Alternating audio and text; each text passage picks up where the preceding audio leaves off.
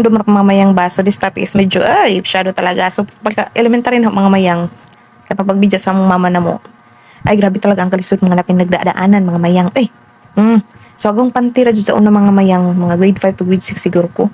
Mga duhara siguro ko buok mga mayang. Diyan, naapoy mga panti uban.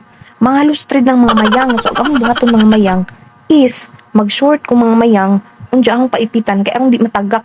Kaya masyado talaga, nakakahiya talaga. No? Unja na pa dyan sayal mga mayang, nga di na mazipper. So, kinahanglan mag-short ko mga mayang uguot, unja akong paipitan. Kaya akong di dyan siya matagak mga mayang. And then, nakaingon dyan ko mga mayang no nga, Lord, inigpuhon ga jud magpalit jud ko og daghang pante. Mo nang karon mga mayang bumabawi talaga ang person. So nagpalit jud og daghang pante mga mayang. So di ko hilig manglabog mga mayang og ganag tong mga gisi-gisina or mga kanang mga lustrid na mga mayang. Kay aho ga jud nang kahiun mga mayang kay aho nang i-treasure mga mayang kay gikan ta diha no. So pagka high school no mga mayang, bisag ang allowance 20-20 ra mga mayang, no? Jakwan nag pamasahi baon, snack, sudan, pero magtigom juk mga mayang, juk makangadto ko sa sugod mga mayang no.